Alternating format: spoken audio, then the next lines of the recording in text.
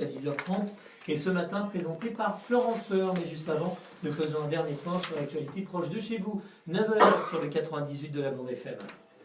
Ça enregistre.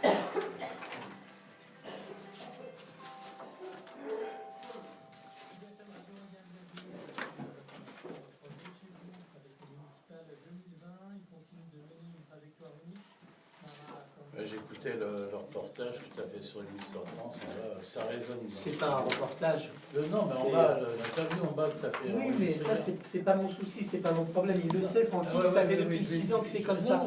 Je suis le seul à enregistrer. Oui, mais je t'explique pourquoi en fait. Parce que je lui ai déjà expliqué que le micro DJ, plus les autres micros d'allumés, toi ça ne te le fait pas puisque tu n'animes pas. Mais je lui ai déjà dit. Non, mais il faut mettre de la mousse acoustique dans le studio en bas.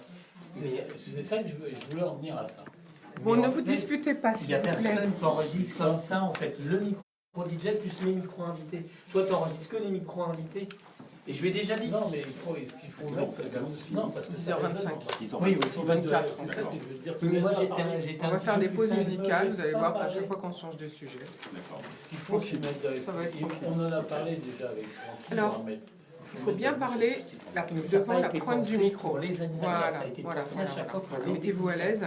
Et c'est ça, en fait, et si vous voulez des fois, mettre le casque, pas à la place des autres. ça évite comme ça, quand vous parlez en dehors du micro, tout de suite vous entendez que votre son baisse, donc il faut bien rester devant le micro.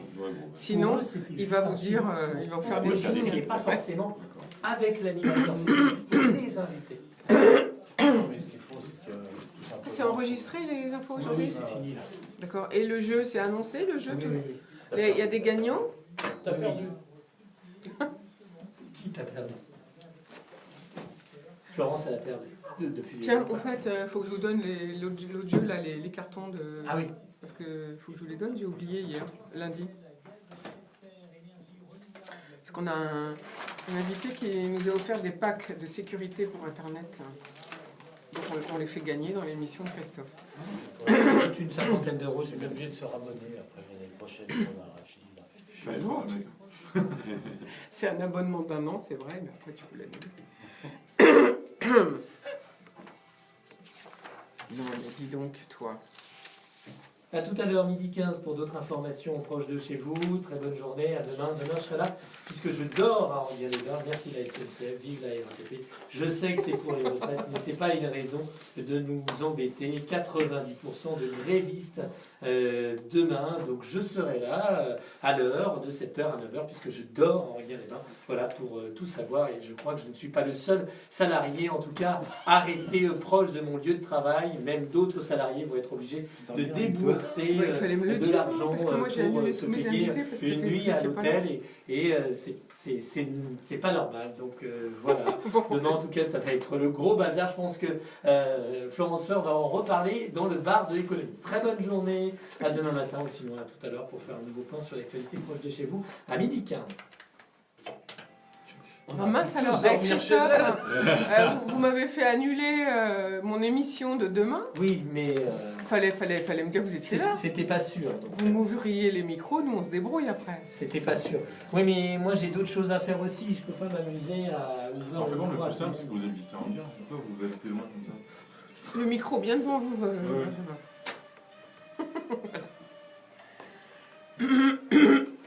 Si vous gêne le micro, vous pouvez le mettre un peu plus bas. Là, ça fonctionne. Voilà. Là, c'est parfait. Allez, c'est parti. Je me perds dans mes trucs, moi. Ah, tu vas. Alors, si tu croyais que j'allais rester à dormir Moi, je vous invite à dormir chez moi, si vous voulez. Mais c'est parce que j'aime les gens, j'ai pas envie qu'ils soient tout seuls le jour où ils rêvent. C'est tout. Mais c'est... Bonjour à tous, bonjour à toutes, je suis ravie de vous retrouver pour une nouvelle émission du bar de l'économie. Alors on crie haro sur les voitures, mais saviez-vous que ce qui pollue le plus, eh bien c'est le chauffage. Eh bien ce matin, nous allons parler d'énergie renouvelable pour le chauffage justement, mais aussi des mesures annoncées par Valérie Pécresse suite à l'arrêt du projet EuropaCity. On va parler du programme PME initié par la région Île-de-France. Eh bien bienvenue au bar de l'économie. Et oui, c'est la semaine de la chaleur renouvelable du 3 au 5 décembre. Fabricants, fournisseurs, opérateurs et société de conseil spécialisée dans les solutions de chaleur renouvelables. Des collectivités locales et des maîtres d'ouvrage publics se retrouvent au Forum des images aux Halles à Paris. Rejoignez-nous si vous voulez tout savoir sur Facebook, page Bar de l'économie pour la vidéo en direct et bien sûr toujours 98 FM ou via idfm98.fr sur le net pour la web radio. N'oubliez pas notre grand jeu jusqu'à Noël à gagner 2 packs sécurité et sérénité par semaine pour jouer et bien tout simplement vous participez dans l'émission La Matinale avec Christophe Caron tous les matins de 7h à 9h. Alors pour parler de tous ces sujets, j'accueille tout de suite Benjamin Schroun, bonjour. Bonjour. Vous êtes conseiller régional d'Île-de-France en charge du développement économique et de l'innovation. Vous suivez la charte des valeurs de la République et de la laïcité. Vous êtes au comité environnement et aménagement du territoire. Vous présidez des écoles de la deuxième chance des Yvelines, du Val d'Oise, de la Seine-et-Marne. C'est ce qu'on appelle aussi les hubs de la réussite. Vous êtes président du conseil de surveillance de Île-de-France Énergie, un organisme créé par la région Île-de-France en 2013. Et dans la vie civile, vous avez un métier, vous êtes délégué général d'une fédération de mutuelles. Waouh, j'avais envie de dire. Bravo. Merci. Alors ensemble, nous parlerons de l'arrêt du projet d'Europa City, bien sûr, des mesures annoncées par Valérie Pécresse suite à cette décision, et puis bien sûr de rénovation énergétique, et si on a le temps, des valeurs de la République que vous suivez. À vos côtés, Yves Lederer, bonjour. Bonjour. Vous êtes le président du groupe Coriance et je suis ravie de vous recevoir. Une entreprise de taille intermédiaire, j'adore, spécialisée dans les réseaux de chaleur urbains et les énergies renouvelables. Une société créée en 1998 par GDF, Gaz de France, je veux dire. Et donc, à l'heure où on commence à s'occuper de la sauvegarde de la planète, Coriance, société devenue indépendante, est spécialisée dans le domaine des réseaux de chaleur et de froid urbains, alimentés par des énergies renouvelables comme la géothermie et la biomasse. Et ça aussi, vous allez nous l'expliquer, c'est-à-dire vous allez nous expliquer des énergies vertueuses et on est ravis que vous soyez avec nous. Mais avant de vous passer la parole, eh bien, comme d'habitude, les infos du jour. Alors, la première, évidemment, ce soir, c'est le grand bazar. À partir de 18h, c'est encore plus tôt que d'habitude, c'est la grève générale. Et vous avez dit service minimum. Eh bien, en Europe, tous les pays qui reconnaissent le droit de grève se trouvent confrontés au même problème de conciliation de ce droit, avec la nécessité d'assurer la continuité de certains services considérés comme essentiels. C'est pourquoi le droit de grève est souvent interdit dans certains services publics. En général, les militaires et les membres des forces de police sont privés de ce droit. Certains pays ont étendu cette interdiction à d'autres catégories, magistrats en Espagne, pompiers au Québec par exemple. En Allemagne, en revanche, il n'existe aucune interdiction explicite du droit de grève pour un service donné, mais quel que soit leur poste, les fonctionnaires, tous, n'ont pas le droit de grève. En Allemagne, en Espagne, en Italie, au Portugal et au Royaume-Uni, il y a bien un service minimum. Seule la France n'en a pas, et oui, c'est nous, les originaux. L'Italie et le Portugal ont modifié leur législation depuis 1990 pour organiser la prestation d'un service minimum. Alors, au sujet de notre grève de demain, eh bien, je vous informe que 69% des Français, d'après Harris Interactive, soutiennent cette grève pour contester le projet de loi contre les retraites qui veut que tous les Français cotiseront de la même manière pour avoir la même retraite à l'arrivée. Il existe 42 régimes spéciaux, je vous en ai déjà parlé. Les professions libérales seront bien dans la rue demain. Chez les avocats, leur caisse de retraite est excédentaire de 2 milliards d'euros, un pactole pour le gouvernement car il y a 64 000 cotisants pour 16 000 retraités. Actuellement, ils cotisent à hauteur de 14% et passeraient avec cette nouvelle loi et pour la retraite, ils passeraient à 28% de charge avec ce projet de loi. Je rappelle que le point a été fixé à 0,55 € et le minimum de retraite serait à 1 000 €. Si l'on prend un exemple, eh bien une personne qui gagne 1 800 € aurait à sa retraite 1 200 €. Alors j'ai envie de demander à nos invités comment ils vont s'organiser demain. Yves Lederer, comment faites-vous comment vont faire vos salariés? Comment vous êtes-vous organisé? Écoutez, tout d'abord, Coriance assure un service public de chauffage, de livraison de chaleur et d'eau chaude sanitaire. Et dans la saison dans laquelle nous entrons, l'hiver, eh bien, il est clair que ce service doit être assuré. Donc, d'abord, nous allons assurer en premier lieu le service de livraison de chaleur à nos usagers. Ensuite, pour les salariés qui travaillent au siège, par exemple à Noisy-le-Grand, nous sommes situés, eh bien, nous allons nous organiser en développant le télétravail ce jour-là, en le favorisant, tout en assurant bien sûr une continuité également des activités du siège, mais voilà, on va développer le télétravail, on va encourager le covoiturage, et on a demandé à tous nos managers sur tous les sites de France d'organiser les choses pour que on puisse assurer notre mission tout en facilitant la vie des salariés en travaillant de chez eux ou en mettant des mesures de ce type-là. Mais par contre, ceux qui travaillent de chez eux seront payés normalement. Ah, bien entendu, bien entendu. Et alors le sujet, donc pour demain, les choses sont organisées. La question, c'est qu'on gérera ensuite, je pense, comme beaucoup de gens, jour après jour, en fonction de l'évolution des choses, notre organisation. Oui, parce qu'on imagine, on suppose que ça va continuer au moins jusqu'à dimanche. En tout cas, on verra après. Benjamin Schroun, alors à la région, quelle a été la décision ? Vous savez que la région a déménagé du chic 7e au 93, puisqu'on est à Saint-Ouen depuis quelques temps maintenant. Et depuis qu'on a déménagé, on a du flex office, comme on dit aujourd'hui, donc c'est-à-dire des bureaux en flex. Et puis, tous les collaborateurs ont un jour de télétravail par semaine.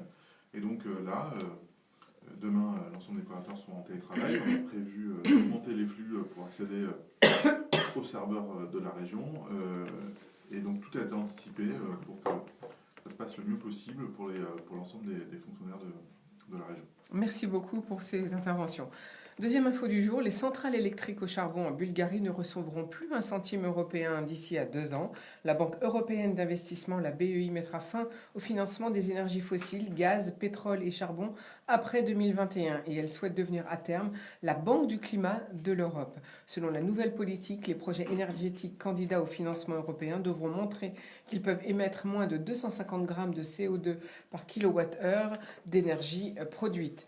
Nancy Sech, experte climat à la BEI, a déclaré « On a vu toutes ces manifestations, et pas seulement chez les jeunes, mais aussi chez les gilets jaunes. Si on ne s'occupe pas des moyens de subsistance des gens, de leur emploi, si leurs emplois sont menacés parce qu'ils travaillent dans leur charbon ou qu'ils travaillent dans une industrie à forte émission, si nous n'en tenons pas compte et ne leur donnons pas de possibilités de travail et d'emploi d'avenir, alors nous ne nous occuperons pas de tout le monde. Nous devons agir de manière inclusive et essayer de ne pas laisser personne derrière nous. » Il s'agit, je suppose, de combiner réglementation et mesures incitatives, promouvoir l'innovation, plusieurs nouvelles sources d'énergie pour passer de l'énergie des combustibles fossiles aux énergies renouvelables, à l'hydrogène, pourquoi pas.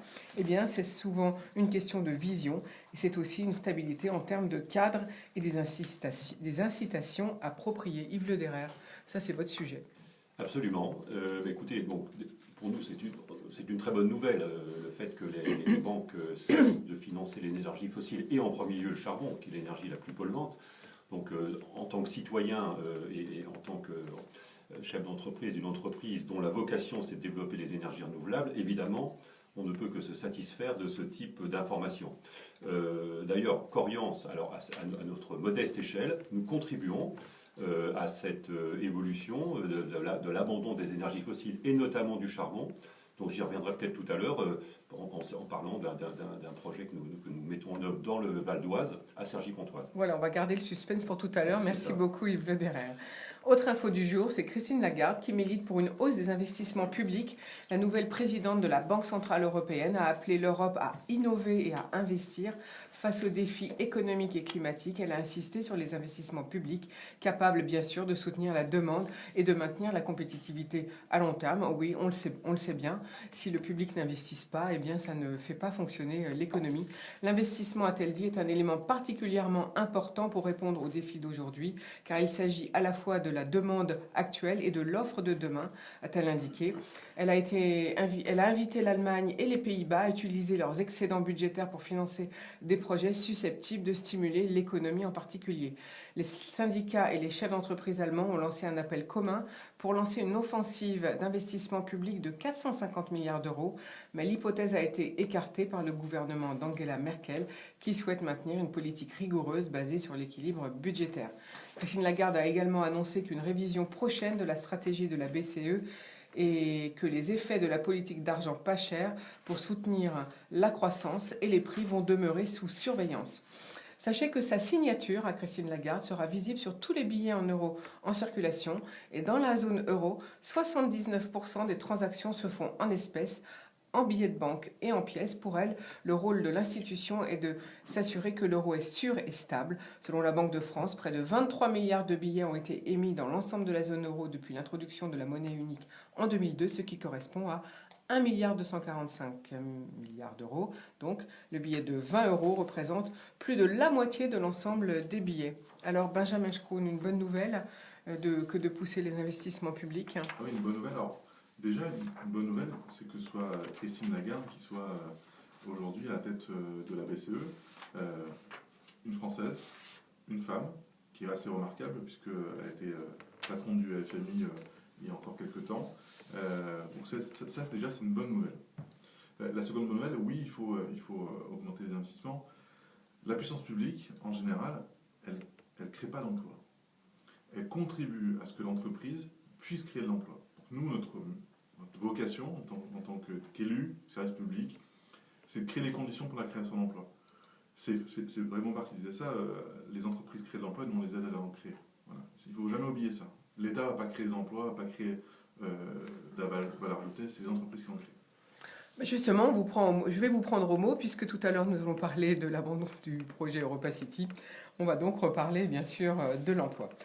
Autre info du jour, c'est les civiles finlandaises qui agissent ensemble pour bâtir un modèle urbain durable. Et vous savez qu'au bar de l'économie, on suit tous ces sujets sur la Smart City. J'avais fait même 7 émissions spéciales sur ces sujets. Peut-être qu'un jour, je vous les rediffuserai. 50 projets impliquant donc en Finlande 4000 entreprises. Le coût total est de 100 millions d'euros. La politique de cohésion de l'Union européenne en finançant près de la moitié de ce projet et le reste étant couvert par l'État et les municipalités, donc les civiles finlandaises. Donc c'est pourquoi je voulais vous en parler, car c'est un projet intéressant. Une fois par mois, les représentants des civils et le gouvernement font le point à Helsinki sur les différentes initiatives et lancent de nouvelles idées. L'efficacité énergétique et l'économie circulaire sont les thèmes phares de cette année, mais des actions sont aussi menées dans la santé, l'économie et l'éducation. Un exemple, le service d'autopartage de voitures électriques qui est mis en place non seulement pour les habitants, mais aussi pour les touristes. Pour construire une véritable Smart City, a expliqué Ben Grotzel, le fondateur et PDG de Singularity Net, on a besoin d'analyser le trafic routier, l'analyse médicale de la population, un réseau électrique intelligent, un modèle pour tout ce qui se passe dans la ville. Tous ces systèmes doivent se rejoindre dans un ensemble et de cette manière, la ville devient presque le corps de cette intelligence artificielle, dit-il. On voit que des sous-systèmes spécifiques intelligents sont réalisés au niveau des villes et je crois que dans les prochaines années, ils seront reliés et créeront l'esprit intégré de toute une ville, prévient-il. Il faut tout faire sur une même plateforme. Alors pourquoi j'ai pris cet exemple finlandais ? Parce qu'on y parle de Wi-Fi, de Big Data et d'intelligence artificielle. Et je vous propose d'écouter justement la progression de la start-up Octopic installée à Enghien, que j'avais reçue au début du lancement de Bar de l'économie et qui était eux aussi un bébé start-up.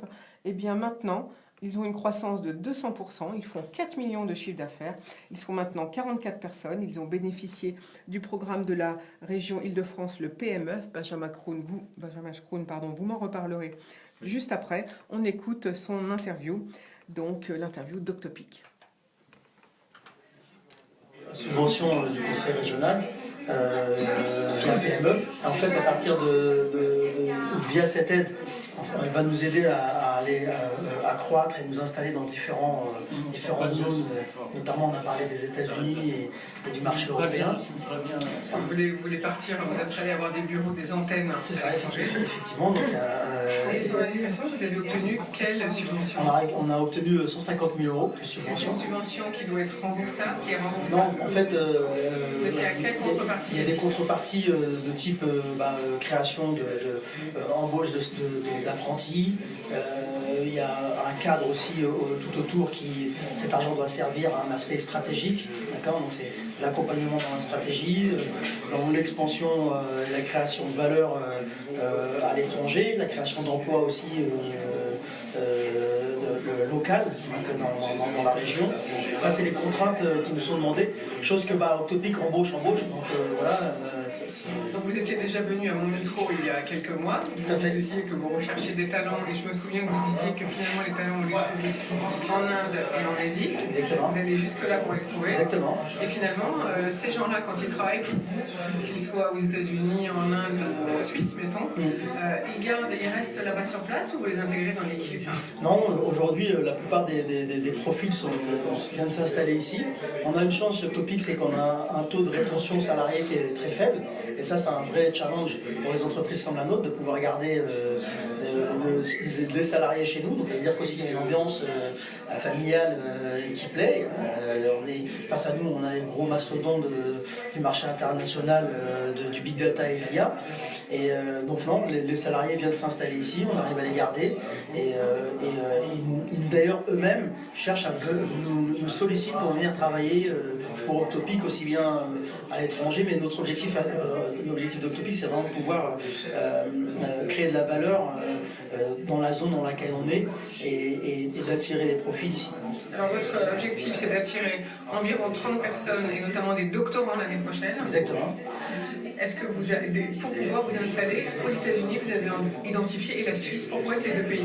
En fait, la stratégie d'Octopic est d'être toujours en avance, d'avoir toujours un train d'avance sur l'innovation, d'être un acteur hyper disruptif par rapport à ses concurrents. Et pour ce faire, pour nous, il n'y a pas d'autre moyen que de pouvoir, encore une fois, je reviens sur le terme innover, et l'innovation se fait à partir de gens qui sont mindés R&D.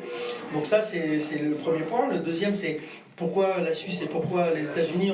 Aux États-Unis, on a initié des discussions avec le MIT, qui est spécialiste dans un des domaines qui nous intéresse beaucoup, qui est le Natural Language Processing. Donc comprendre en fait la psychographie à travers l'écriture laissée sur Internet, par exemple. Et puis l'école polytechnique de Lausanne, donc la Suisse, on se rapproche de l'école polytechnique de Lausanne et notamment du laboratoire l'IDIAP, pour là aussi travailler sur des sujets autour de la NLP et qui vont répondre à une problématique de verticalité, de cybercriminalité, de cyberfraude, dans un domaine beaucoup plus large, hein, pas seulement la cybercriminalité, mais la malveillance dans sa globalité. Donc c'est l'intérêt d'Octopic de se rapprocher de ces pays-là, et puis en même temps, il y a des marchés émergents, il y a une position, un placement à aller chercher, et si on veut être leader mondial, c'est des marchés dans lesquels aussi on doit aller se positionner, là où sont les meilleurs, on doit être avec eux. Voilà, merci beaucoup. Vous avez entendu donc le patron d'Octopic. Je vous rappelle qu'il recherche 30 personnes supplémentaires à partir d'aujourd'hui et jusqu'au mois de juin prochain. Donc si vous cherchez un emploi, eh bien contactez Octopic. Ils sont basés à Enghien-les-Bains. Voilà, c'était l'info du jour. Mais sur ce sujet, j'avais envie de demander à Benjamin Scroon comment fonctionne le PMUP. Parce que donc vous êtes en charge, je rappelle, du développement économique à la région. Et ce programme, c'est le fait de pouvoir intégrer des startups ou pas. Justement, on aimerait savoir pour quelle taille d'entreprise, jusqu'à quelle taille, dans quel domaine. Alors, un peu toute taille d'entreprise, il y a plusieurs dispositifs pour plusieurs tailles d'entreprise et plusieurs sujets. Juste pour vous donner un ordre d'idée, l'aide aux entreprises en 2019, c'est 118 millions d'euros pour la région de France. Le programme PMUP, c'est 37 millions d'euros. C'est des programmes qui sont stables. Vous savez que l'argent public se fait rare et que l'État baisse ses dotations aux collectivités. Nous, on stabilise, c'est-à-dire qu'on ne baisse pas une dotation pour la création d'entreprises, d'emplois. La philosophie de PMUP, elle est simple, c'est vous créez de la valeur, vous créez de l'emploi, on peut vous aider. Il faut déposer un dossier qui est assez simple. Je veux dire, même moi, je peux le déposer, tout le monde peut le déposer, qui est assez simple. Il ne faut pas se mettre en idée à chaque fois qu'on demande de l'argent public que c'est compliqué, qu'il faut juste justifier. Je viens de vous dire, si vous gérez bien votre entreprise, si vous avez des projections de vente, de développement, vous pouvez faire un tableau Excel et le transmettre à la région pour pouvoir expliquer. Donc un business plan tout simplement avec une lettre d'engagement. Alors vous avez un éventuellement, dossier à remplir. Une fois que vous faites votre demande d'être lauréat PMUP, vous avez un conseiller PMUP qui va vous suivre et vous accompagner,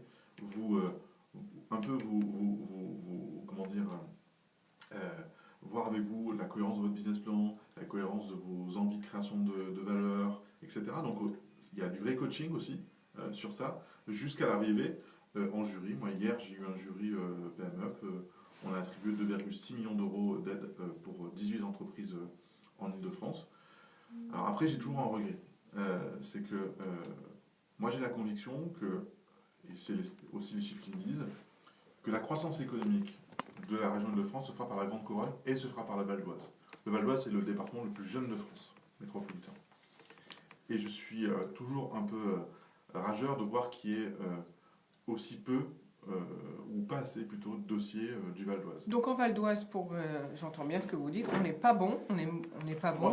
On pourrait être meilleur. On pourrait être meilleur. Pas bon, c'est pas le terme, on pourrait être meilleur. On pourrait être meilleur parce qu'il faut faire qu'on fasse plus confiance en nous, qu'on aille chercher un peu les dossiers avec les dents. Et là, je pense qu'on a des vrais sujets. Moi, j'ai fait, depuis que je suis élu, des dizaines de réunions. J'ai fait les déjeuners de la CPME le vendredi. J'ai fait les réunions à la CCI. Dès que j'ai un discours, je parle de PME. Je suis vraiment un ambassadeur, un communicant sur PME parce que j'ai la conviction qu'on peut créer, on peut aider à la création de valeur et d'emploi dans le Val d'Oise grâce à ce dispositif. Aujourd'hui, en gros, un dossier sur deux, ce qui est assez important, qui est présenté dans le Val d'Oise, est retenu, ce qui est beaucoup, qui est au-dessus de la statistique régionale. En gros, on a eu une trentaine de dossiers en 2018, on a eu de mémoire 17 qui ont été retenus. Mais j'aimerais qu'on en ait plus, mais ça c'est l'affaire de tous, c'est l'affaire de la CCI, c'est l'affaire des agglomérations, c'est l'affaire de tous pour aider, accompagner à la création de valeur de nos entreprises et la création d'emplois. Voilà, donc en fait, peut-être que les entreprises ne sont pas assez informées, peut-être, déjà, ça passe par là. Et puis ensuite, il faut qu'elles se fassent aider éventuellement par, comme vous avez dit, les CCI, mais maintenant la compétence économique, elle passe surtout par les communautés d'agglomération. Donc il faut se rapprocher de sa communauté d'agglomération. Il faut se rapprocher. Alors tout simplement, vous faites PME, Région Île-de-France, sur le site, vous avez déjà le dossier à remplir. C'est assez, sincèrement, c'est hyper accessible. Avant, il y avait beaucoup de critères. On ne pouvait pas aider des agences de communication, on ne pouvait pas aider des structures qui étaient dans l'aéroportuaire ou l'aéronautique, etc. Ou la défense. La défense. Aujourd'hui, on peut... Quel que soit le domaine, donc. On peut même aider, pour vous donner un exemple, on peut aider aujourd'hui les entreprises d'économie sociale et solidaire, qui n'était pas le cas avant. Et en 2019, c'est 43% d'augmentation d'aide sur l'ESS. Alors, est-ce qu'une entreprise comme celle d'Yves Lederer, qui est à nos côtés aujourd'hui, pourrait bénéficier de ce programme? Alors, c'est plus une PME. C'est plus une PME.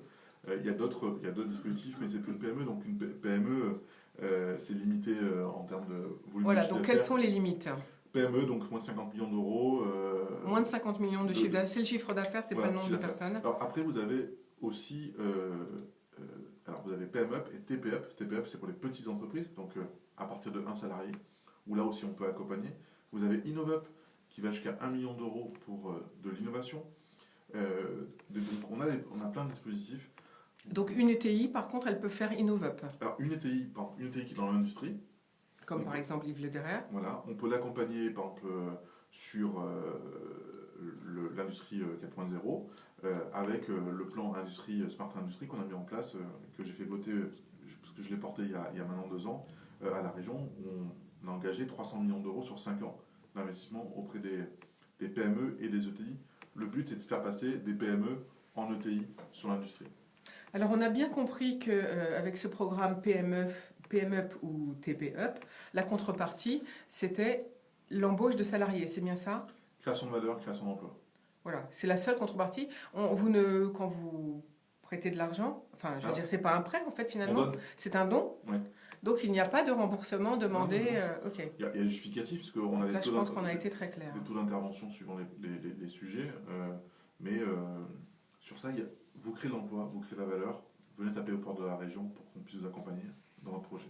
Voilà, donc la nouveauté, si je puis dire, finalement, maintenant, c'est que c'est dans n'importe quel domaine. Oui. Si on est une PME à moins de 50 millions, je répète, de chiffre d'affaires pour que nos auditeurs comprennent bien, c'est pour ça que je répète. Donc PMUP, InnovUp, ou pour les TP, pour les petites entreprises ou les PME, eh bien, n'hésitez pas à aller sur le site de la région pour voir un petit peu ce dispositif. C'est pas si compliqué que ça à remplir finalement. Et en plus, un coach vous aide. Donc ça, c'est quand même formidable. Merci beaucoup, Benjamin Schrone. C'est la fin de nos infos du jour. Bien sûr, on va faire une jolie pause musicale. C'est les semaines précédant Noël. Écoutez.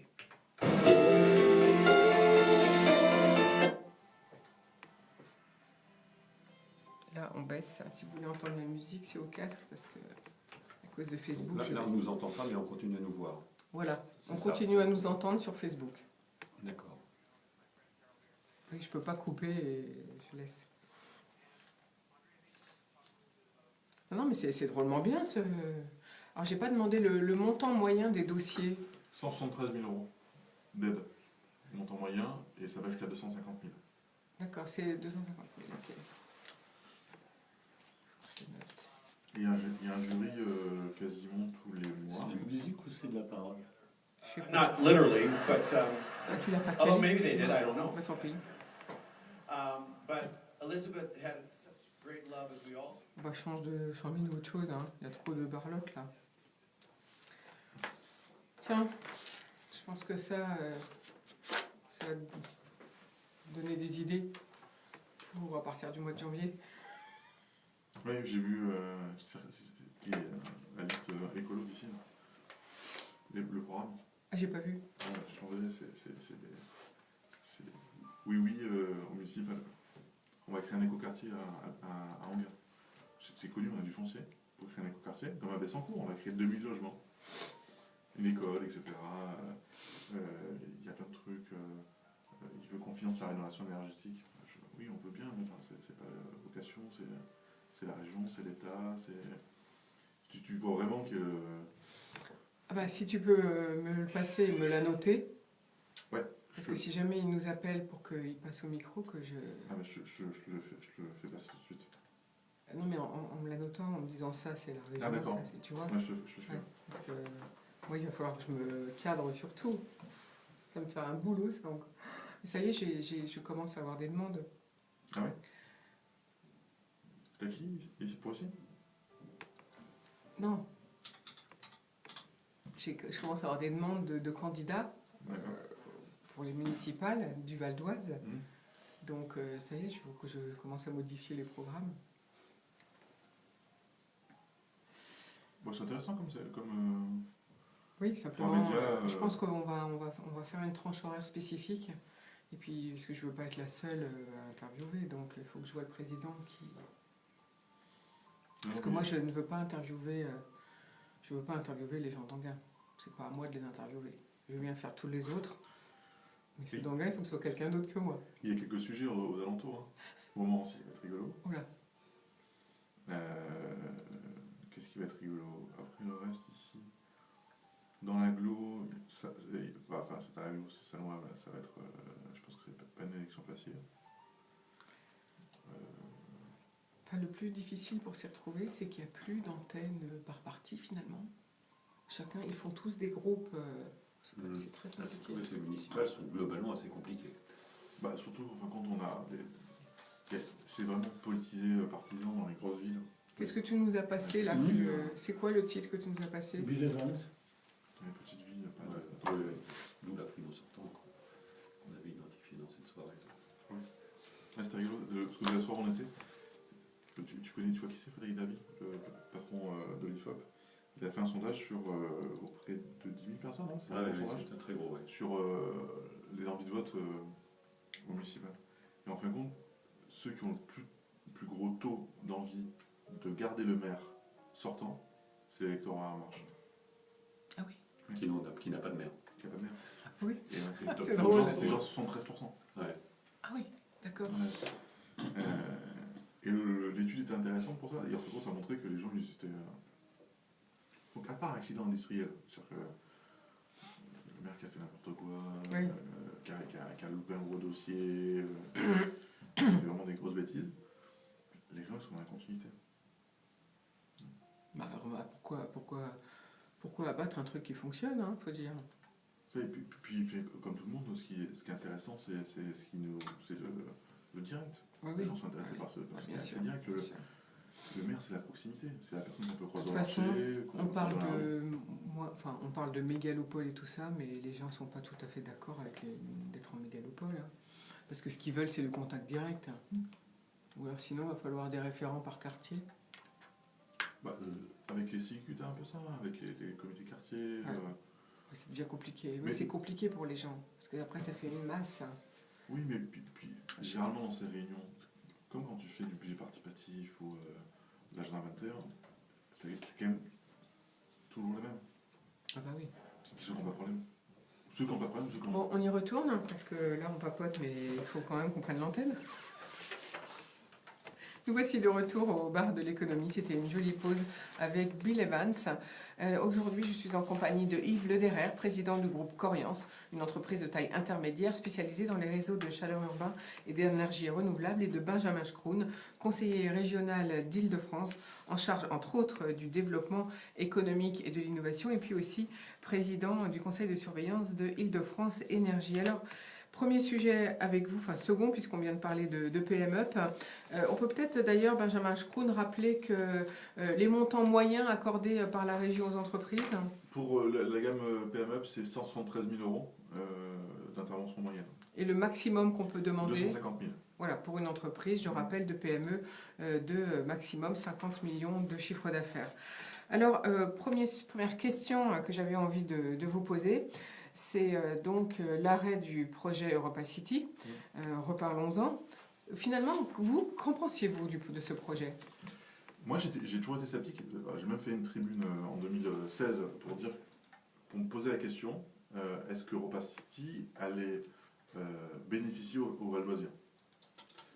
Souvent, on dit, on a un aéroport, on a une usance, des avions qui passent au-dessus, on n'a pas les emplois. De mémoire, c'est 14% des salariés de Roissy qui vivent dans le Val d'Oise. Donc la vraie question, c'est ça. Moi, j'ai la profonde conviction que sur ce territoire, on a une richesse, c'est les ressources humaines. Et ces ressources humaines, pour les faire éclore, pour les accompagner, il faut les former. Quel que soit l'âge, que ce soit des jeunes, soit des moins jeunes, qu'ils soient en requalification de projets professionnels, qu'ils soient à RSA, qu'ils soient en formation, on a besoin de former ces gens-là. Et c'est ce qui manque sur le territoire, c'est comment on crée une espèce d'université des métiers. Moi, c'était plutôt l'envie que j'avais sur ce territoire de l'Est du Val d'Oise. Quand le projet Europa City est tombé et que le président de la République a dit stop, on a eu quelques prémices. La conférence qu'il a faite suite au Gilets jaunes sur zéro artificialisation des sols n'était pas enclin à répondre à un projet comme Europa City. Donc ça, on avait quand même quelques prémices. La région de France et Valérie Pécresse ont décidé de mettre en place un plan global. Alors, mettre en place un plan global, c'est mettre en place à la discussion un plan global. Notre idée, c'est d'avoir, nous, on a lancé, on a dit ce qu'on pourrait faire, et après, c'est aux élus locaux, aux citoyens, nous dire, mais nous, on vous a proposé de faire ça, qu'est-ce que vous en pensez, comment on y va, etc. Pour nous, il y a plusieurs sujets. Il y a le transport, l'environnement, la culture, la politique de la vie et l'emploi. Autour de tout ça, il y a quoi ? Il y a le transport, on parle du RER. Le RER NG, qu'il faut... alors, vous savez que nous, on va financer, mais c'est l'État qui coordonne et qui autorise. Il y a le BIP, le fameux BIP qui pourrait délester une partie de notre territoire. Vous avez le T11. Puis aussi, vous avez la fameuse étude qui est intéressante. Ici, en Gain, ça intéresse. C'est le fameux raccordement Pleyel-Saint-Denis. Absolument. Qui n'était plus dans les projets. Qui n'était plus dans les projets. Donc là, on va relancer une étude pour voir la faisabilité réelle de ce projet et comment on peut le financer. Donc là, on relance cette étude sur ce projet-là. Alors le problème sur toutes ces annonces, j'ai détaillé toutes ces annonces dans plusieurs émissions, puisque c'était quand même assez long. Le projet, c'est très ambitieux, le projet de Valérie Pécresse. Le seul souci sur les transports, c'est que est-ce que la région a les moyens de faire quelque chose sans l'aide de l'État ? Comment on va faire ? Alors, comment va-t-on faire ? Oui, on a les moyens, parce que ce qu'on a annoncé, c'est l'argent que nous, on peut investir. Après, c'est aussi à l'État de prendre ses responsabilités. Le fait de ne pas supprimer la ligne 17 et la gare dans le Val d'Oise, la seule gare qu'on a du Grand Paris Express. Sur les 68. Alors que tous les Valdoisiens payent sur leurs impôts pour le Grand Paris, on n'a aucun bénéfice du Grand Paris. Non, mais nous, on paye et on a juste nos yeux pour pleurer. On regarde le train passer, c'est un jeu de mots là. Oui, on a besoin parce que les transports en Ile-de-France, il y a l'État qui donne un aval. Mais nous, on a dit à l'État, nous, on est prêt à investir, allons-y. C'est vraiment la vocation qu'on a. Après, on a des projets concrets. Je pense à la maison du numérique à Sarcelles et à Garges, au CFA du numérique, aux 10 millions d'euros qu'on met sur la création de maisons médicales, de petites gares sur le territoire du Val d'Oise, le transport à la demande dans le Vexin, qui est quelque chose d'important. Tous ces Demos, alors je ne sais pas si vous connaissez le projet Demos, qui est un projet fantastique, c'est financer un instrument de musique pour des enfants de primaire qui vont après jouer un récital à la Philharmonie. Donc on va l'ouvrir plus au Val d'Oise, ce projet-là, et on va le financer plus. Donc oui, il y a beaucoup de projets. C'est aux élus aussi de se saisir du sujet. Nous, on met sur la table ce qu'on peut faire. Après, c'est à eux de nous dire aussi comment on le fait. Il y a un dernier sujet qui serait, à mon avis, très symbolique. Vous savez qu'il y a l'Agence nationale de la cohésion des territoires qui cherche à s'implanter. Nous, on propose qu'elle s'implante dans l'Est du Val d'Oise. Ce sera un beau symbole qu'à Garges, à L'Île-Belle, on puisse avoir cette agence nationale.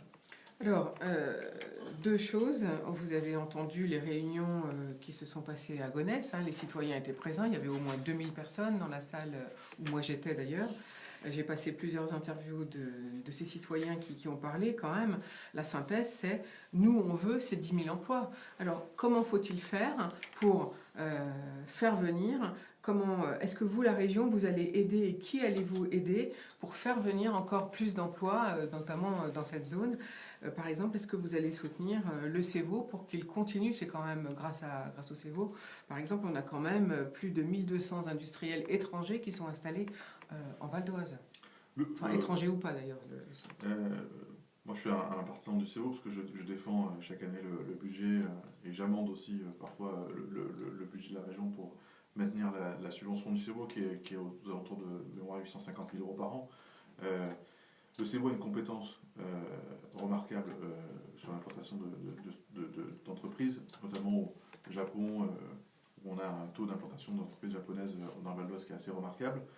Ces acteurs-là, avec Paris Région Entreprises, doivent continuer à faire implanter des entreprises dans le Val d'Oise. On a aussi un plan friche. Le plan friche, c'est quoi? Vous savez qu'à la région, on a voté à la dernière séance beaucoup de dispositifs pour l'environnement. Je pense que je reviendrai tout à l'heure sur ces sujets d'ENR. Le plan friche, c'est nous, on annonce zéro artificialisation. C'est-à-dire un solde neutre d'artificialisation. C'est-à-dire qu'il faut qu'on réhabilite ces friches industrielles et qu'on réimplante des entreprises sur ces friches-là et qu'on libère aussi parfois du foncier pour les reverdir comme on peut faire il y a maintenant une semaine à la forêt Pierre-des-Bossancourt où on va refaire une grande forêt. Alors justement, vous parlez du plan friche. Moi, ça m'amène la question de la confiance dans les institutions publiques, puisque Valérie Pécresse propose de faire un plan friche en identifiant les territoires d'industrialisation crédibles à reconquérir en concertation avec les citoyens. Est-ce que ça voudrait dire que les citoyens n'auraient plus le droit d'attaquer finalement les plans proposés? Parce que notre problème, la question qui se pose, c'est par exemple, on prévoit un projet et puis on met 10 ans à le réaliser et au bout de 10 ans, boum, il est arrêté. Donc ça, c'est la première question qu'on se pose. Et finalement, ça revient à dire, est-ce qu'on est incapable en France d'avoir des projets structurants, des projets de grande envergure? Si, on est capable. Ben, je vois la cité de la gastronomie à Rungis, je vois Saclay, je vois tous ces projets en Ile-de-France qui émergent et qui sont possibles. Oui, c'est possible. Mais alors pourquoi en Val d'Oise voit-on, c'est vous qui l'avez dit tout à l'heure, on regarde le train passer, vous avez dit? Je pense qu'on a le défaut d'être parfois trop humble, trop discret. Quand je vois les pépites de PME que je visite dans le Val d'Oise qui se font discrètes et que j'ai visité il n'y a pas très longtemps une entreprise qui s'appelle Lizzie. Lizzie, ça fait des rivets dans l'aéronautique. Lizzie Aerospace. Ouais, l'aéronautique et l'automobile. Juste en rivet dans l'aéronautique, ça fait 1 milliard d'euros. 1 milliard d'euros. On a une entreprise qui fait 1 milliard d'euros dans le Val d'Oise, une PME, le siège social, quoi, une ETI, là, 1 milliard. Le siège social est à Saint-Ouen-l'Aumône. Tout à l'heure, vous parlez d'autres topics. Il faut qu'on valorise nos réussites dans le Val d'Oise et qu'on ne soit pas à dire on nous oublie. Il ne faut pas nous oublier parce qu'en fin de compte, nous, on n'oubliera pas. Je dis souvent, un élu, c'est un peu aussi un lobbyiste, c'est qui va défendre de manière acharnée son territoire, ses projets pour que ça avance. C'est comme ça que ça se passe. Donc il faut que nos élus défendent plus le territoire, en tout cas pour le Val d'Oise. Il faut qu'on défende plus le territoire, il faut aussi qu'on ait... ce qui manque dans le Val d'Oise, à mon sens, on dit c'est le marketing territorial. Voilà. Aujourd'hui, dans le Val d'Oise, quand on vient dans le Val d'Oise, moi je suis président du bassin d'emploi Est-Val d'Oise, qui va de Enghien-les-Bains à Persan-Beaumont, à Royaumont, etc. Ce qui manque déjà, le bassin n'est pas Est-Val d'Oise, alors qu'il est au centre du Val d'Oise, c'est le côté abstratif. Et dans ce territoire, On a des pépites comme Anguin, on a des pépites comme Royaumont, on a de belles entreprises. Il faut qu'on le valorise, il faut qu'on soit fiers de nous, qu'on soit fiers d'être valdoisiens, fiers de nos projets, fiers de nos entreprises, fiers de nos savoir-faire, et qu'on le valorise et qu'on pousse tous ensemble, tous les élus ensemble, tous les territoires ensemble. Mon sens est là. Donc, je résume ce que vous venez de dire, donc plus de présence, plus d'unité finalement dans les élus. En fait, c'est ça qu'il faut pour que le Val d'Oise soit mieux, tire mieux son épingle du jeu. Alors, bonne nouvelle par contre, dans les mesures également annoncées par Valérie Pécresse, c'est enfin un lycée international pour le Val d'Oise. Oui. Est-ce que toutes ces mesures, il y a un organisme qui va les suivre pour qu'on soit sûr qu'elles soient réalisées? L'organisme, Parce qu'entre les annonces et la réalisation, il y a toujours l'organisme, un petit gap. c'est la région. Là, nous, c'est un plan qu'on propose à la délibération des collectivités et des citoyens. Donc après, il faut se saisir de ces dossiers-là. Quand je vous dis le CFA des métiers du numérique, quand je vous dis Demos ou d'autres sujets, il faut venir taper à la porte de la région. C'est un peu comme tout à l'heure, on parlait de PME. Il faut venir taper à la porte de la région pour se faire accompagner. Donc là aussi, c'est aux élus, maintenant que Valérie Pécresse a annoncé toutes ces mesures, c'est aux élus du Val d'Oise de venir taper à la porte pour obtenir toutes ces possibilités, donc parce qu'il y a une série d'annonces énormes. Donc, vous savez que la région, c'est une collectivité d'investissement. On investit auprès des collectivités. Voilà. Donc aujourd'hui, on investit auprès des collectivités.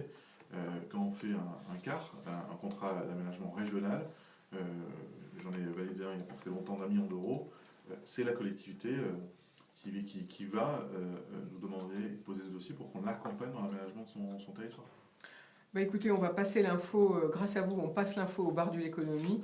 On va la passer encore plus auprès des élus, tout comme on le fait déjà auprès des entreprises. Merci pour ce tour d'horizon, Benjamin Schroun, des mesures annoncées par Valérie Pécresse, avec bien sûr le souhait d'obtenir 10 000 emplois. C'est en tout cas le souhait des Valdoisiens.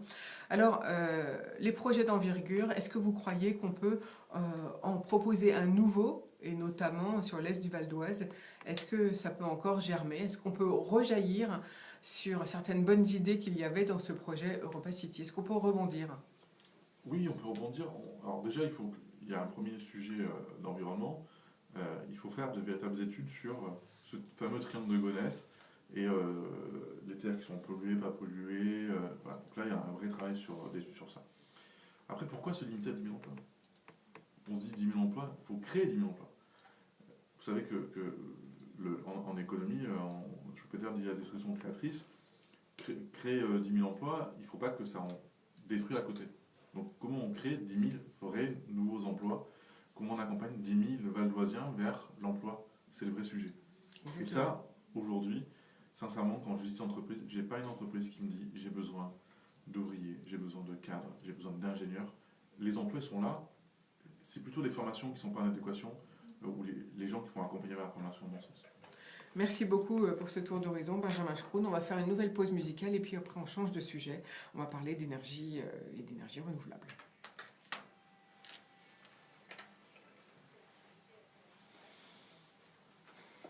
Il y a un verrou également, j'ai remarqué à lever, c'est que dans la formation, quelqu'un qui n'a pas de diplôme et qui veut se reconvertir, enfin qui par exemple veut changer de métier, qui a 60 ans, admettons, qui approche entre 55 et 60 ans, c'est quand même quelqu'un qui a déjà mené une carrière.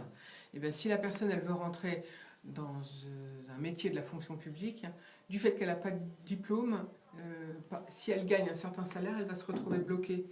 Là aussi, il y a quelque chose à faire. Pour l'instant.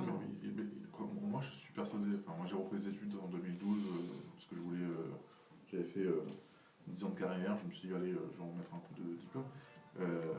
Il faut que, et c'est pas très culturel en France, la formation pour les collaborateurs, c'est pas une punition. Ça veut pas dire qu'ils n'ont pas de compétences, c'est-à-dire qu'on va développer leurs compétences. Et cette culture-là, la formation tout au long de la vie, c'est primordial si on veut être agile dans notre carrière. C'est vraiment genre un peu d'agilité souvent. Vous allez avoir un problème chez vous? Mais je confirme que nous, on a, comme beaucoup, des difficultés à recruter dans certains métiers et qu'on a sans arrêt les postes ouverts. Qu'est-ce que c'est qui là? Là, c'est Calvin Scott. Fais gaffe au bouton. Oui. Et Léona Lewis. Et Léona Lewis. Ouais. Ça s'appelle comment? C'est pour ça que You are c'est déjà the où reason. on avait les 600 000 emplois en France. Mais bien sûr, bien sûr, si on pouvait pourvoir les postes déjà. Mais il y a tous les niveaux en plus. Hein. Allez, on repart. Les PME, elles me disent. T'es prêt?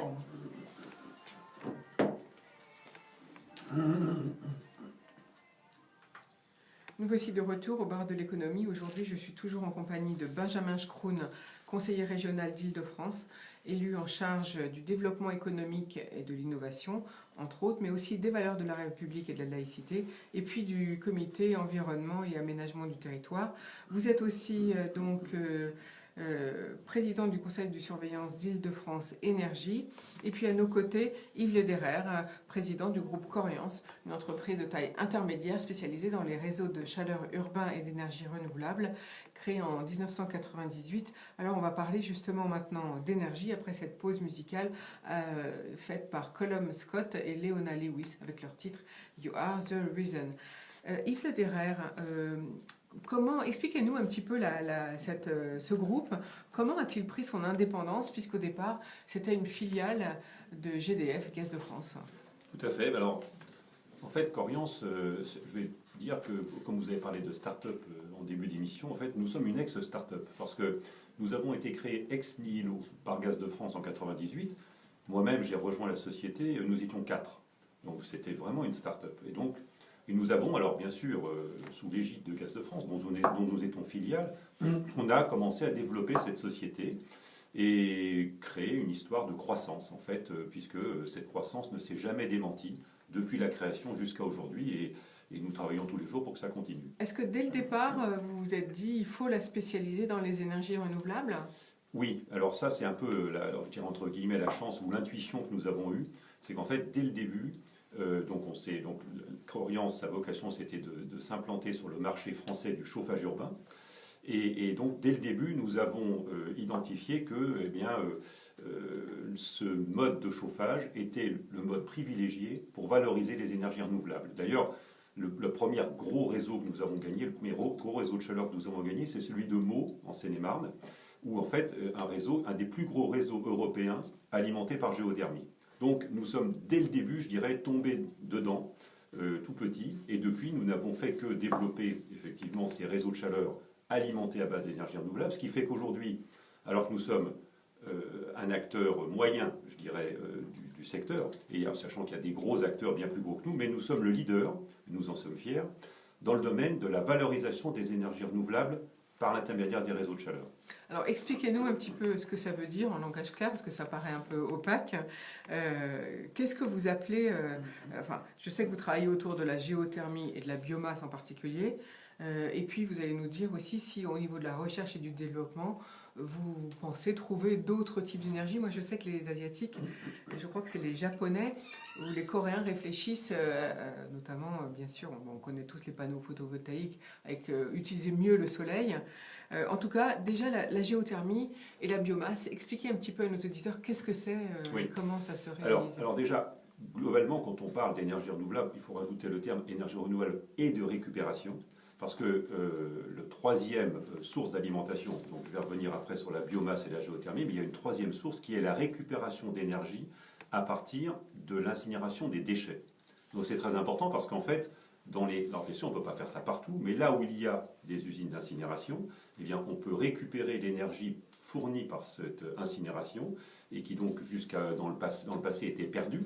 En fait, on récupère cette énergie pour créer une source d'énergie pour se chauffer. Donc en fait, si je résume, c'est en fait qu'on se chauffe avec ces déchets, ce qui fait particulièrement sens aujourd'hui. Donc, pour revenir après sur les énergies renouvelables proprement dites, que sont donc la biomasse et la géothermie. Alors, la géothermie, tout d'abord, c'est une énergie qui n'est pas disponible partout, parce qu'elle dépend évidemment du contexte géologique dans lequel on se trouve. Alors, on a la chance en Île-de-France d'être sur un bassin géologique qui est environ à 2 km sous terre, qui s'appelle le Doguer, dans lequel il y a de l'eau chaude. Et donc, naturellement, vous voulez dire? Naturellement, tout à fait. C'est un bassin naturel de 2 km sous terre. Et donc la géothermie, ça consiste à forer avec des techniques de forage pétrolier, parce qu'il faut aller 2 km sous terre. Donc on fait un forage pour aller on va chercher cette eau la faire remonter, prendre son énergie, une fois qu'elle est en surface, pour alimenter le réseau de chaleur qui va desservir une ville ou un quartier. Et une fois que cette eau a circulé, c'est pas la même eau parce qu'il y a une transmission d'énergie à la surface, une fois que l'eau du réseau de chaleur a circulé et donc s'est refroidie, on la réinjecte via un deuxième puits dans la nappe, et donc de manière à ce que se réchauffe. Et c'est un cycle comme ça continu, et donc c'est l'énergie renouvelable par excellence. Donc, par exemple, Corviance, nous exploitons en Ile-de-France une quinzaine de villes alimentées par la géothermie, et donc dont une d'ailleurs dans le Val d'Oise, donc deux dans le Val d'Oise, qui sont Villiers-le-Bel et Gonesse. Voilà, donc c'est une source d'énergie parfaitement vertueuse et pertinente, évidemment pas utilisable partout en France. Donc, je vous en prie. Alors là, donc, par exemple, pour Villiers-le-Bel et Gonesse, qu'est-ce que vous alimentez concrètement alors, à Villiers-le-Bel et Gonesse, on alimente beaucoup de logements sociaux, gérés par des bailleurs sociaux. On alimente des bâtiments communaux, on peut alimenter un hôpital, on peut alimenter en fait toutes sortes de bâtiments, à la fois de logements ou tertiaires. Donc ça veut dire qu'avec la géothermie, on peut chauffer des bâtiments en hauteur. Absolument. Ça n'est pas réservé qu'à des maisons individuelles ou qu'à des bâtiments uniques. Alors je dirais même au contraire. En fait, le système de réseau de chaleur, que ce soit géothermie ou autre, est plutôt dédié à des logements collectifs qu'à des logements individuels. Donc en fait, c'est plus l'habitat est dense, plus le réseau de chaleur est pertinent. Donc, parce qu'en fait, un réseau de chaleur, ça consiste à investir beaucoup pour construire toutes ces installations. Forer des puits de géothermie, ça coûte très cher. Mais donc, l'intérêt derrière, c'est d'avoir un volume de distribution d'énergie qui permet d'amortir justement ces lourds investissements. Alors, là où on ne peut pas faire de géothermie, donc, la plupart du temps, on fait de la biomasse. Donc, en fait, c'est beaucoup, effectivement, en région, en France, où il n'y a pas le contexte géologique voulu. Et donc, dans ce cas, effectivement, par contre, en France, les ressources forestières françaises sont énormes. Elles croissent encore chaque année. Donc, l'utilisation du bois énergie, la biomasse, c'est souvent du bois énergie. Donc, en fait, c'est pas du tout, comme certains le disent ou le craignent, le fait de couper des arbres pour alimenter des chaufferies. C'est au contraire récupérer dans les forêts le bois mort. Et donc, au contraire, c'est même le bois énergie contribue à entretenir la forêt. C'est très important parce qu'il y a sur ces sujets, il y a des croyances un peu fausses qui, d'ailleurs, parfois handicapent des projets de biomasse. Donc, en fait, on récupère le bois mort, ça contribue à entretenir la forêt et on utilise ce bois pour chauffer des villes et parfois dans des chaufferies très conséquentes. Et là encore, dans le Val d'Oise, on a un exemple puisqu'on a eu la chance ou le mérite de gagner le gros réseau de chaleur de Cergy-Pontoise en 2019. Et une des sources d'alimentation du réseau de chaleur de Cergy-Pontoise, c'est la biomasse. L'autre étant la récupération sur usine d'incinération de Saint-Ouen-l'Aumône. Alors justement, à Cergy-Pontoise, c'est un contrat que vous avez annoncé le 1er octobre. Donc vous allez utiliser 2 systèmes d'énergie naturelle, finalement, si je puis dire. Alors expliquez-nous un peu comment ça va fonctionner. En fait, il y a d'une part, on récupère l'énergie produite par l'usine d'incinération de Saint-Ouen-l'Aumône, et par ailleurs, on a une chaufferie biomasse dans laquelle donc, on brûle du bois. Donc ces 2 énergies contribuent à donner un taux d'énergie renouvelable à terme sur le réseau de chaleur de Cergy de plus de 70%. Le reste étant fourni par le gaz, énergie d'appoint nécessaire, bien sûr, mais 70% renouvelables sur un réseau de cette taille, c'est particulièrement remarquable. Et j'ajouterais que, pour revenir à ce que vous disiez au début également sur le charbon, un des points forts de notre offre pour la communauté d'agglomération de Cergy, c'est qu'en fait, dans notre proposition, jusqu'alors à Cergy, il y avait une chaudière charbon, une grosse chaudière charbon, qui alimentait le réseau de chaleur. Un des points forts de notre offre, nous étions les seuls à l'avoir proposé, c'était de ne jamais redémarrer cette chaudière charbon. Et donc de prendre en charge, dès la prise en charge par Corviance du réseau de chaleur, au 1er octobre 2019, eh bien, le charbon serait arrêté. Et c'est ce que nous avons fait. Alors, avec ce système de chauffage, on monte à combien de degrés pour...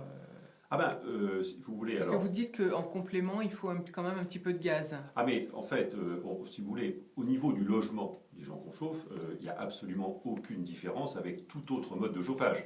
On peut chauffer, alors en fonction des recommandations, ça peut être 21, 20 ou 19 degrés ou 23, mais enfin ça c'est pas très vertueux, mais on peut chauffer à la température souhaitée. D'accord. Oui, non, il n'y a aucun... Il n'y a pas de limite. Hein. Il n'y a aucune limite par rapport au Que ce réseau de soit chaleur. en biomasse ou en géothermie, il n'y a pas de limite. Ça n'a aucune limite. D'accord, ça c'est chacun qui règle comme il veut. Exactement, c'est exactement, tout mode de chauffage est identique en termes de capacité. service fourni. Voilà. Exactement. Après, c'est la façon dont on produit ce chauffage qui évidemment est différente. Alors vous allez investir, vous venez de le dire, 111 millions, enfin vous n'avez pas dit le chiffre, ça c'est moi qui le dis, vous allez investir 111 millions d'euros dans le réseau de l'agglomération de Cergy, justement. C'est ce nouveau contrat qui va utiliser donc de la biomasse. Là, c'est pas de la géothermie, on a bien compris à Cergy. Comment faites-vous pour investir? Qui sont vos investisseurs?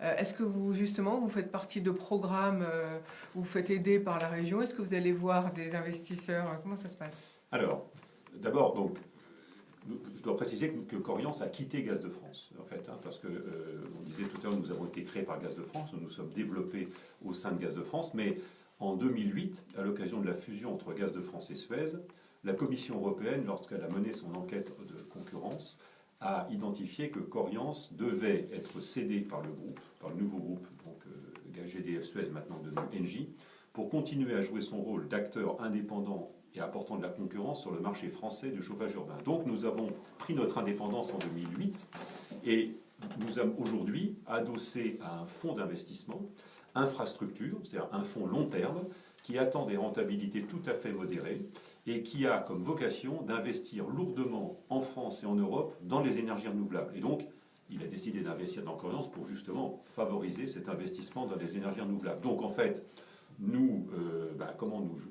ce fonds nous apporte les capitaux nécessaires pour faire ces investissements.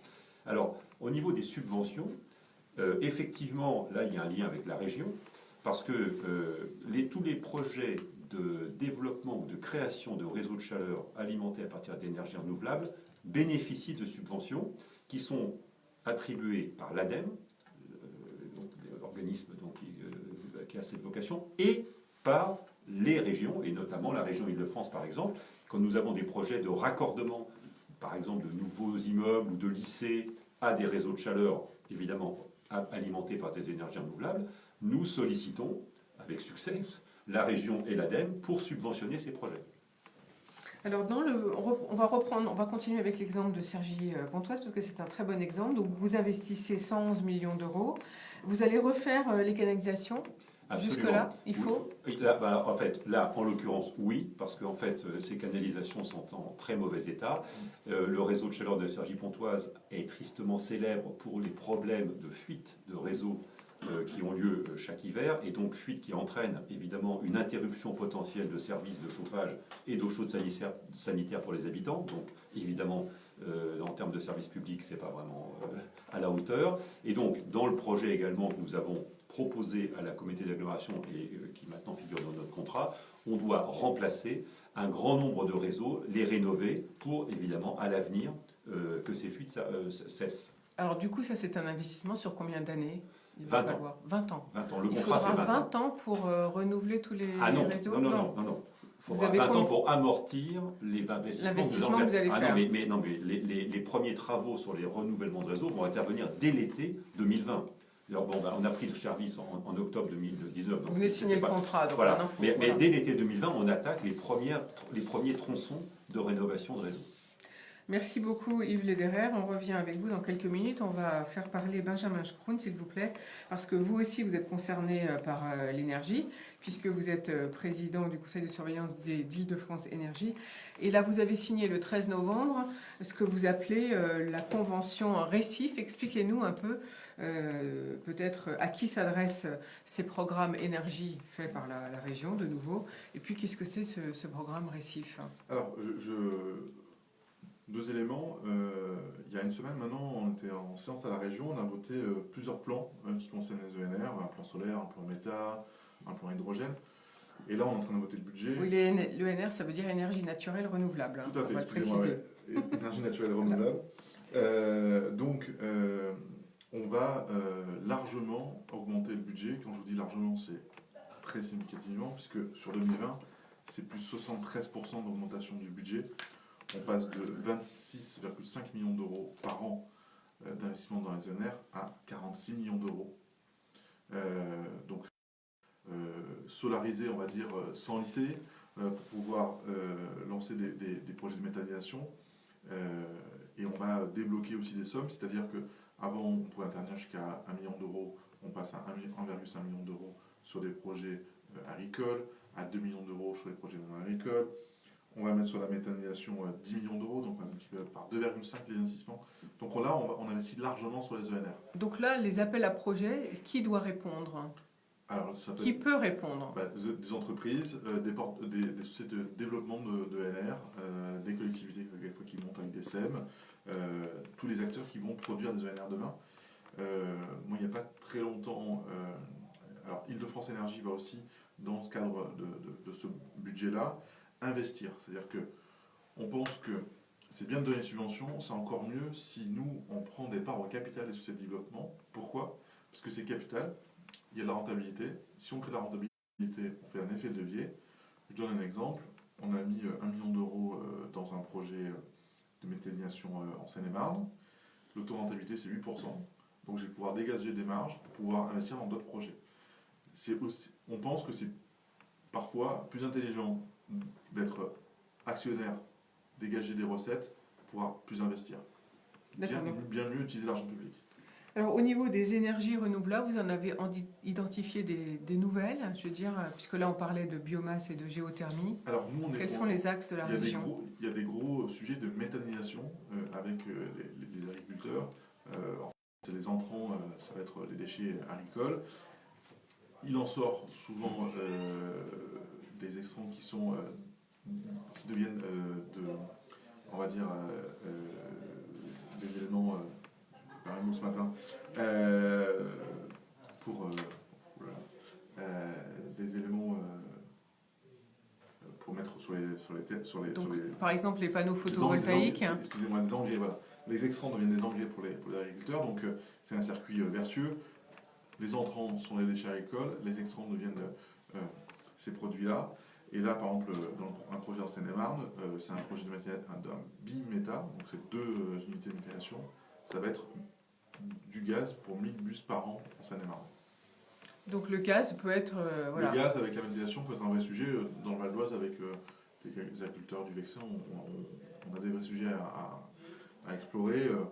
Et puis aussi, on a fait une aide à la transition douce, c'est-à-dire que là, on aide des entreprises à acheter des véhicules soit qui marchent à l'électrique, soit qui marchent au gaz. Et là, on a aidé une entreprise dans le Val d'Oise à hauteur de 20 000 euros la semaine dernière pour l'accompagner dans la transition de ces véhicules. Merci beaucoup. Alors, vous avez mis en place donc cette convention Récif également, oui, à Île-de-France Énergie. C'est pour faire quoi? Alors, on a gagné un appel à projet national du gouvernement, donc on va intervenir sur plusieurs parties des régions. Récif, c'est quoi? C'est un programme qui va sensibiliser et accompagner les syndics et les collectivités à la rénovation énergétique des copros privés. Qu'est-ce qu'on va faire? Déjà, on est en train d'écrire à l'ensemble des copros sur lesquels elles ont des fameuses passoires énergétiques. La précarité énergétique, c'est aussi un sujet de précarité, tout simplement. Bien sûr. Donc, on va écrire aux syndics, on va écrire aux collectivités pour organiser des réunions, des informations. On va créer un MOOC, des formations. Et Récif, c'est un projet de plusieurs millions d'euros qu'on a remporté, comme je vous le disais, qui va permettre pour nous d'accélérer et de mieux informer les copros sur leur possibilité de rénover. Tout à l'heure, on parlait de la Banque européenne d'investissement. Île-de-France Énergie, c'est aussi une banque, puisqu'aujourd'hui, on a 100 millions. C'est bas, puisque c'est le taux sur lequel nous, on achète de l'argent à la BEI, qui permet souvent d'accélérer les projets de rénovation. Est-ce qu'on peut envisager que des copropriétés privées qui sont à l'électricité puissent passer à d'autres énergies? C'est faisable, ça? Oui. Qui veut répondre? Alors, tout à l'heure, on parlait de Fresnes. On a un sujet à Fresnes ensemble, on va dire. C'est des immenses bars qu'on avait fait à l'époque de rénovation, où une partie est reliée au chauffage urbain, une partie n'est pas reliée au chauffage urbain. Nous, la préconisation qu'on a fait dans la rénovation, c'est de relier tout le monde au chauffage urbain, parce que c'est des grosses économies derrière l'énergie, et c'est de l'ENR. C'est ça. Donc Fresnes, c'est de la géothermie, et donc effectivement, il est tout à fait possible de convertir des modes de chauffage anciens, fossiles, en passant au rayon de chaleur. Voilà, donc il y a plein de projets. Effectivement, on n'a pas fini d'en parler Non, de ce certainement. problème de chauffage, et on en a besoin dans notre pays, parce que on le voit bien en ce moment, il fait froid. Alors Yves Lederer, vous êtes installé partout en France finalement. La société n'est pas... Bon, le siège est à Noisy-le-Grand, vous l'avez dit, mais finalement vous intervenez un peu partout, parce que je vois que vous avez des agences à Castres, à Dijon, à Fresnes, bon, on vient de le dire, à Manosque, Mont-Saint-Aignan, Pierre-Latte et Briançon. Entre autres, nous Entre sommes aussi autres. à Toulouse, à Dijon, à Brive. Voilà, donc, alors, partout en France, je dirais hélas non, mais effectivement, nous gérons aujourd'hui 34 réseaux de chaleur en France, donc, dont la plupart en Ile-de-France, mais également en région, comme vous venez de le dire. Et donc, effectivement, alors, en fait, nous sommes installés, je dirais, un peu au gré de nos succès aux appels d'offres, parce que pour mettre en œuvre un réseau de chaleur, c'est une délégation de service public lancé par une collectivité locale, et évidemment ça fait toujours l'objet d'une mise en concurrence, et nous sommes là où nous avons gagné. Donc il y a des régions où nous sommes très présents, d'autres moins, mais nous continuons à travailler pour être présents effectivement, pour densifier notre présence partout en France. Et j'ajoute que pour la première fois en 2018, nous sommes sortis de France puisque nous avons gagné un premier réseau de chaleur en Belgique. Donc vous allez maintenant pouvoir partir à l'étranger? Alors, modestement, nous allons regarder effectivement dorénavant, on va dire, les pays limitrophes à la France, voilà, sans aller trop loin, mais effectivement, on commence à regarder, effectivement, on a atteint une taille aujourd'hui, nous sommes 400 personnes, nous faisons 250 millions d'euros de chiffre d'affaires, donc nous avons une taille qui nous permet de commencer à regarder un petit peu au-delà des frontières. Oui, c'est ce qu'on appelle une entreprise de taille intermédiaire, Absolument, c'est-à-dire. absolument. Voilà. Alors, pour pouvoir évoluer dans votre métier finalement, quels sont vos besoins ou qu'est-ce qu'il faudrait faire? Est-ce que c'est justement aller à l'étranger? Est-ce que c'est trouver de nouvelles énergies? Quelles sont vos pistes de réflexion? Alors écoutez, en fait, la première chose à dire, c'est que la France est en retard, je dirais, dans le développement des réseaux de chaleur. Et il y a un peu un paradoxe, c'est que les réseaux de chaleur, la part des énergies renouvelables qui alimentent les réseaux de chaleur est passée de 27 à 57% en 10 ans. Le réseau de chaleur, en termes de mode de chauffage, est celui qui permet de valoriser le mieux les énergies renouvelables. Et comme vous l'avez dit au début de l'émission, le chauffage est un des vecteurs qui émet le plus de gaz carbonique. Et on sait aujourd'hui combien il est important de lutter contre le réchauffement climatique. Le réseau de chaleur en matière de chauffage est un excellent élément pour le faire. Or, la France, alors, il est démontré que le réseau de chaleur valorise les énergies renouvelables de plus en plus. Et la France est au 20e rang européen. Et en France, le chauffage urbain ne représente que 5% du mode de chauffage français. Donc, si vous voulez, là, dans le premier sujet, il devrait y avoir, et il va y avoir très probablement, un vecteur de développement très important pour les réseaux de chaleur en France. En tout cas, c'est ce qu'on appelle de nos voeux, c'est ce que le gouvernement appelle de ses voeux, mais jusqu'à présent, ça ne se traduit pas totalement dans les faits. Donc il y a du retard. Donc première chose, nous, on souhaite contribuer à faire rattraper ce retard. Après, effectivement, on peut regarder, comme je le disais, dans les pays limitrophes, mais déjà, encore une fois, valorisons le potentiel français. Un autre exemple, en France, il y a environ 1000 communes de plus de 10 000 habitants. Il y en a moins de la moitié qui sont équipés d'un réseau de chaleur. Donc là, c'est là aussi où on peut voir ce que disait Benjamin Schröm tout à l'heure, que l'importance de la puissance publique à investir, là, il faut qu'elle joue son rôle dans le chauffage. Absolument. Alors, d'ailleurs, comme le disait M. Schröm tout à l'heure, en fait, il y a aussi beaucoup de sens à envisager sur ces projets des sortes de partenariats public-privé, ou en fait des investissements communs pour justement développer, parce que il est indispensable de nos jours de développer les énergies renouvelables pour baisser les émissions de gaz à effet de serre. Et pour y parvenir, effectivement, il faut investir lourdement et massivement, c'est des centaines de millions d'euros. Et pour ça, effectivement, le fait d'avoir des capitaux privés et des capitaux publics peut totalement permettre d'accélérer ce développement. Alors, est-ce que vous avez d'autres pistes de réflexion, puisque vous utilisez la biomasse et la géothermie? Est-ce qu'il y a d'autres pistes chez vous qui germent pour justement répondre aux besoins de chaleur? En termes de sources d'énergie, si vous voulez, alors bon, j'ai cité les 3 principales, donc récupération sur incinération de déchets, biomasse, géothermie. Alors effectivement, on peut ajouter le gaz qu'on appelle le gaz vert, le biométhane, c'est-à-dire le gaz produit par les usines ou les centrales de méthanisation. Donc ça, effectivement, c'est du gaz qu'on peut utiliser dans les réseaux de chaleur, dans les chaufferies, et qui donc est considéré comme de l'énergie renouvelable, à juste titre, puisque c'est produit par les déchets. Donc voilà, donc après, si vous voulez, par exemple, le problème par exemple, vous citiez le solaire, ou on peut citer l'éolien, c'est que nous, on assure un service public de chauffage et d'eau chaude sanitaire. C'est-à-dire qu'on ne peut pas se reposer sur des énergies intermittentes, comme le solaire ou l'éolien.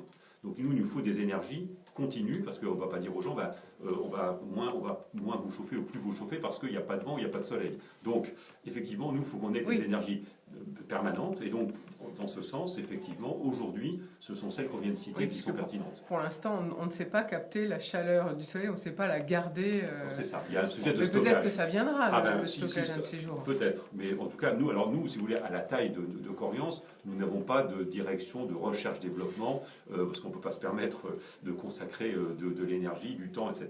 On essaye déjà de gérer notre développement, qui, comme vous l'avez compris, est quand même assez important. On rencontre des problématiques de recrutement, qu'on a évoquées par ailleurs ici ce matin, évidemment. Donc on a beaucoup de postes à pourvoir également. On est sans arrêt en recherche de candidats. Donc notre préoccupation, c'est plutôt de gérer notre croissance. Alors justement, parlons un peu de l'emploi. Quels sont les types de profils que vous recherchez en ce moment ? On recherche en permanence, je dirais. Alors, bien sûr, nous sommes dans un métier technique. Donc les profils que nous cherchons, c'est des profils d'ingénieurs et de techniciens. C'est-à-dire qu'en fait, on ne cherche pas du tout que des cadres. On a des techniciens qui sont dans nos chaufferies, qui gèrent nos réseaux de chaleur. Paradoxalement, oui, aujourd'hui, on a beaucoup de mal à en trouver. Quand on a des recrutements à faire, eh bien, c'est compliqué de trouver des gens qui sont formés, qui ont la compétence et dont on a besoin. Et donc, il faut passer par l'apprentissage, finalement ? Alors, effectivement, nous avons beaucoup développé chez Coriance les contrats d'apprentissage, les contrats d'alternance. On y croit beaucoup. D'ailleurs, on constate que ça fonctionne. Ça fonctionne bien. On a beaucoup de recrutements qui émanent de ces contrats d'apprentissage. Mais évidemment, on ne peut pas se contenter d'avoir que des apprentis qu'on forme. Il faut évidemment, de temps en temps, pouvoir recruter des gens formés et expérimentés. Et ça, c'est très compliqué. Pour vous aussi, c'est dur à trouver. Oui, c'est dur à trouver. Alors, comment vous allez... Alors, vous avez dit qu'une autre voie de développement, c'est d'aller à l'international. Donc là, le premier contrat, félicitations, c'est la Belgique. C'est ça. Est-ce que vous envisagez d'aller plus loin en Belgique et peut-être dans d'autres pays ? Alors, écoutez, tout à fait. Alors, la première étape, nous avons appris à nous implanter dans un pays étranger. Alors, c'est en Belgique, donc c'est pas loin. C'est francophone, donc on a choisi quand même un contexte... La barrière de la langue est franchie. Exactement, mais on a découvert malgré tout que, il fallait se faire à une nouvelle réglementation, à de nouveaux modes de gouvernance, et donc un nouveau contexte commercial. Donc on a appris. Donc première piste de développement, c'est de continuer à se développer en Belgique, parce que comme on mène un certain apprentissage sur la Belgique, on va essayer de le valoriser en Belgique. Mais après, effectivement, on va regarder. Les pays limitrophes, ça peut être le nord de l'Italie, ça peut être la Suisse, ça peut être l'Espagne, par exemple. Mais je précise, on a quand même notre terrain de jeu, je dirais, privilégié, c'est quand même la France, parce que, encore une fois, il y a des facultés de développement et il y a, je dirais, presque des obligations de développement, comme je l'ai expliqué, qui sont absolument incontournables en France. Alors, on l'a bien compris, vous l'avez expliqué tout à l'heure, vous avez donc des maires ou des présidents de communautés de communes à convaincre. Comment ça se passe ? Qui va au charbon, j'allais dire ? Qui va négocier ? Qui va faire les démarches ? Parce que c'est du commercial. Oui. Alors, c'est vous avez des équipes spécialisées, il y a beaucoup de réunions, j'imagine. Oui, alors, effectivement... il faut convaincre. Absolument. Alors, en fait, les collectivités, effectivement, les villes ou les communautés d'agglo, les métropoles, lancent des appels d'offres de délégation de services publics. Une procédure de mise en concurrence de ce type, ça dure 1 an. Donc, il faut être endurant. C'est énorme. Voilà, donc c'est très long. Donc, effectivement, d'abord, on a une phase interne d'études, parce que c'est des études très approfondies, très poussées. Un dossier de réponse à un appel d'offres, il peut faire 1 mètre de haut en termes de classeurs à remettre. Oui, parce qu'il faut déjà analyser l'existant pour pouvoir faire une offre. Exactement, il faut analyser l'existant, il faut faire des calculs techniques, il faut proposer, au-delà de la technique, il faut proposer des innovations environnementales, il faut proposer des démarches de communication avec les habitants, parce que maintenant, on ne peut pas se contenter de dire je chauffe les gens veulent comprendre comment ils sont chauffés, ils veulent comprendre ce qu'ils consomment à tout moment, donc on met en Et ça, place... c'est nouveau, vous voulez dire ? C'est très nouveau, ça rejoint un peu ce que vous disiez par rapport à l'entreprise Octopic. Nous, on fait aussi du big data pour... à Cergy-Pontoise, par exemple, on a développé une application qui fonctionne aujourd'hui, où les gens peuvent voir sur leur iPhone en permanence où en est le réseau, est-ce qu'il y a une intervention à tel endroit, est-ce qu'il y a une panne, etc. Donc sur leur iPhone. Donc ça, on est aussi dans la digitalisation et les nouvelles technologies pour gérer nos réseaux de chaleur. C'est-à-dire qu'à distance, vous pouvez suivre vos réseaux et savoir où est la panne. Donc exactement. Là, et nous mais aussi les habitants. Bien sûr. Voilà. Ou par exemple, si on fait des travaux dans une rue pour rénover le réseau, il y a des problèmes de circulation. On peut aussi, sur le iPhone, voir un petit peu comment les choses se passent. Alors pour revenir à la procédure de mise en concurrence, effectivement, une fois qu'on a remis le dossier, eh bien, il y a des auditions. Donc la ville, alors tout dépend des collectivités. Parfois les maires en personne assistent aux auditions, les pilotes. Parfois ce sont les services. Bon, tout dépend des façons des organisations locales. Et après, en général, plusieurs auditions. À la fin, un lauréat est retenu qui signe avec la collectivité le contrat de délégation de service public sous des contrats qui font 15, 20, jusqu'à 30 ans de durée, en liaison avec l'importance des investissements à réaliser. Oui, vous l'avez dit tout à l'heure, Voilà. 111 millions sur 20 ans, par exemple. Cergy, c'est 111 millions sur 20 ans, Fresnes, c'était 30 ans. Voilà, on a, en général, c'est entre 20 et 30 ans.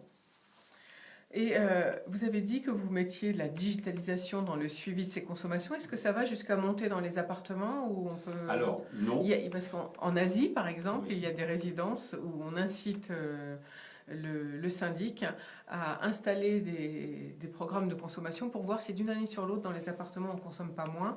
Et si on consomme moins, on est récompensé. Alors, une chose à bien comprendre, c'est que le chauffage urbain, en fait, on livre de la chaleur, on est des grossistes, on livre en pied d'immeuble. C'est-à-dire que nous, notre client, c'est justement le bailleur social, le syndic de copropriété, c'est l'immeuble.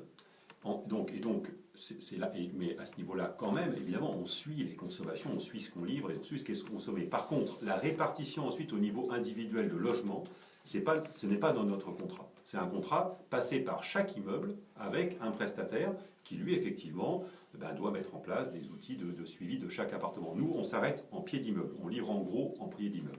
D'accord. Alors après, justement, j'imagine, Benjamin Schroun, c'est vous qui prenez le relais avec Île-de-France Énergie pour aller dans les immeubles. Nous, on va essayer, en fin de compte, que la rénovation énergétique de la copro, c'est-à-dire, vous savez, on appelle ça toit façade. C'est-à-dire, on va isoler le toit, la façade, revoir la circulation de l'air, parce qu'il y a aussi le sujet de qualité de l'air aujourd'hui dans nos métropoles, puisse consommer le plus raisonnablement possible. C'est aussi de l'éducation, parce que vous savez, je me rappelle une discussion avec un copropriétaire une fois qui me dit « Ah ben oui, maintenant j'ouvre la fenêtre, il fait trop chaud. » Comme avant c'était mal isolé, il faisait froid, maintenant que c'est bien isolé, il a chaud, donc il ouvre la fenêtre. Ben non, parce que la fenêtre, on perd un peu de chaleur et on consomme plus. Donc sur ça, il y a un vrai sujet de la rénovation et le fait qu'on ne soit pas dans la passoire énergétique qui est une déperdition considérable de l'énergie. Donc là aussi, on a des progrès à faire, comme par exemple mettre des boîtiers dans chaque appartement qui couperaient le chauffage s'il y a peut-être la fenêtre ouverte, ou alors qui montreraient si chaque locataire est vertueux ou pas au niveau de sa consommation. Je donne un exemple tout bête personnel. Moi, dans mon appartement, quand je suis arrivé, il n'y avait pas de gestion programmatique de la chaudière à gaz. Ça coûte pas très très cher un programme. Souvent, les chaudières sont reliées.